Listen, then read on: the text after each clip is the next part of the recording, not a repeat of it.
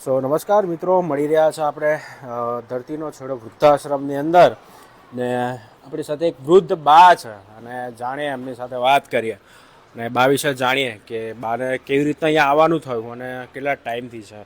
બા, શું નામ છે તમારું? શાંતાબેન કરશનભાઈ ચુડાસમા. અચ્છા, ચુડાસમા છો.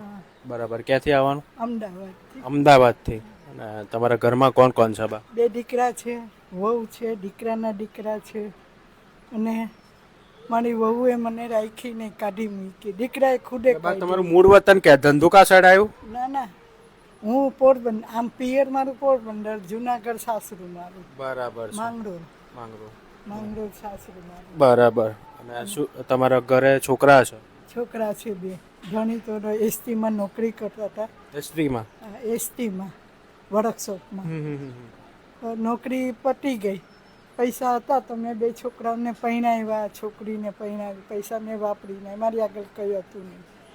પછી છોકરાઓ મોટા થયા, છોકરાના છોકરાએ મોટા થયા, પણ મને રાખવા તૈયાર નથી. કેમ ભાઈ, એવું કેમ? એ હવે વહુને ખબર, મને તો કંઈ ખબર નથી કેમ વહુને. દીકરાએ ખુદે કીધું કે તું મારા ઘરમાંથી જતી રહે. તમારા દીકરાનું નામ શું છે? જીતેન્દ્ર. અને 2 દીકરા છે? હા, 2. એકનું નામ અશ્વિન. અશ્વિનને મારા ધણીની નોકરી આપી. નોકરી મેં એને આપી. આપણે તો એટલે બાપની નોકરી છોકરાને આપી. છોકરાને આપી. અને તેમ છતાંય તમને નથી રાખવા? એને ના જ પાડી, મારા ઘરમાં ના જોઈએ. કેમ એવું કેમ? અશ્વિનભાઈને નોકરી આપી? હા, અશ્વિનભાઈને નોકરી આપી અને વહુ કે મારા ઘરમાં ના જોઈએ. અશ્વિનભાઈ, આ વિડીયો જોતા હોય ને તો થોડું માથું આમ શરમથી નીચું કરજો, કેમ કે એક માં જે છે એમના હસબન્ડની નોકરી તમને લાવી છે અને એમને એક જ આશરો હતો કે ભવિષ્યમાં તમે એમને રાખશો, સાચવશો, પણ તમે તો એમના આશ્રમના સારા તરછોડી દીધા છે.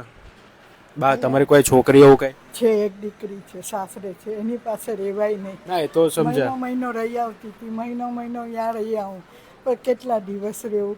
પછી તમારા જેવા મને એસટીએ મહિલા અમદાવાદની રડતી હતી, કાઢી મૂક્યો ને દીકરાએ તો રડતી હતી. તો કે બા રડો શું કરો? મેં કહું મારા દીકરાએ મને આવું કર્યું. તો કે તમે ક્યાંય ના જાઓ, તમને હું એડ્રેસ લખી દઉં, ત્યાં જાવ કે તમને અહીંયા. કોઈએ તમને એડ્રેસ અહીંયાનું બાપુનું લખી આપ્યું. તો હું પછી નડિયાદ આવી, મારી આગળ પૈસા નહોતા. નડિયાદ આવી, નડિયાદથી પછી હું અહીંયા એક રિક્ષાવાળાને કીધું, મેં કહું મને ભાઈ અહીંયા જવું છે, આ એડ્રેસ બતાવ્યું. તો ઓછું ભણેલી છે, મેં બતાવ્યું કે આ એડ્રેસ ઉપર મારે જવું છે. તો કે અહીંયા જતા રહે, કે હું તમને રિક્ષામાં લઈ જાઉં કે. પછી અહીંયા આવીને રમેશભાઈ પૈસા આપ્યા એને, અને અહીંયા હું રહી. કેટલા ટાઈમથી છો અહીંયા? અત્યારે મને 12 દિવસ થયા. 12 દિવસ થયા. અને તમારા કોઈ દીકરાએ ભાડ લીધી, સંભાળ ભાડ એવું કઈ લીધું જ નથી? કશું નહીં, કઈ ફોન નહીં, કોઈ શોધવાનો પ્રયત્ન પણ નથી કર્યો કે માં ક્યાં છે. શું નામ કીધું? અશ્વિનભાઈ અને જીતેન્દ્ર. તો ભાઈ અશ્વિનભાઈ અને ભાઈ અમારા જીતેન્દ્રભાઈ, ચિંતા ના કરતા. તમારા જે માતા છે અમારા આશ્રમમાં આમ કહેવાય ને કે સારી રીતના રહે છે ભાઈ.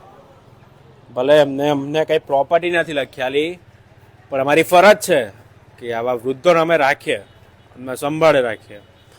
પણ એક વસ્તુ હંમેશા યાદ રાખજો કે જે માએ પોતાના પતિની જે નોકરી હતી વારસાગતમાં તમને આપી છે, અને અશ્વિનભાઈને, અને એમને એક હતું કે મારો દીકરો મને સાચવશે, પરંતુ ક્યાંક ને ક્યાંક બા ખોટા પડ્યા એ વાતે. બા, શું કહેશો તમારા દીકરાને?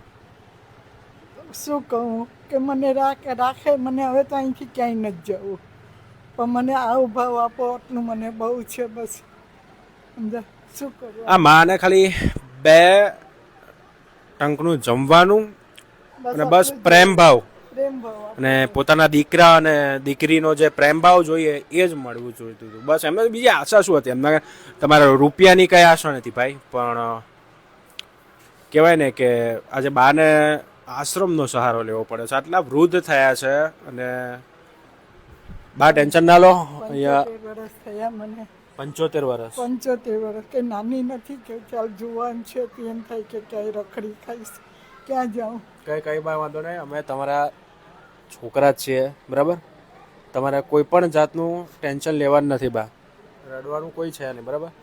અહીંયા અમે લોકો છે, તમને કંઈ પણ તકલીફ હોય બરાબર, રમેશભાઈ આપણા છે અહીંયા 24 કલાક તમારી જોડે છે રાખે છે, ખોટું નહીં, રમેશભાઈ ધ્યાન રાખે છે. બરાબર. બાપુ છે આપણે અહીંયા, કઈ બી તકલીફ હોય બાપુનો. તો આપણે ઓછા મળીએ, પણ આ ભાઈ હા, એમાં એવું હોય છે કે બાપુને છે ને અત્યારે આપણે સ્કૂલના એડમિશન એ બધું ચાલુ હોય છે, એટલે બાપુ ત્યાં આપણે થોડાક આમ બિઝી રહે છે. નહીં, એટલે એની આપણે એનું તો કંઈ ના કહેવાય, એ બધે ફરતા હોય તો બધાનું ધ્યાન હા હા હા, રાખવું એટલે જ.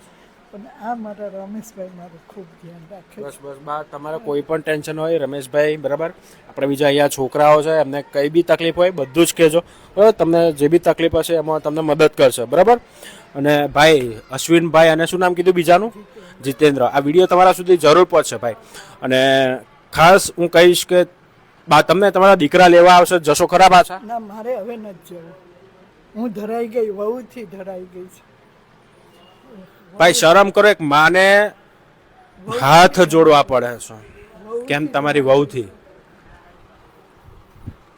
અને થોડી બી શરમ સંકોચ હોય ને ભાઈ, તો એક વખત માને મળવા તો જરૂરથી આવજો. માં તમારી પાસે આવવાના નથી, પણ માને મળવા જરૂર આવજો.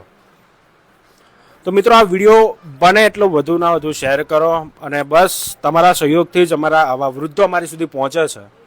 અને બસ એટલે જ કહીશ કે આવા વૃદ્ધોને અમારા સુધી પહોંચાડો, જેની જરૂરિયાતમંદ લોકો છે અમારા સુધી પહોંચાડો.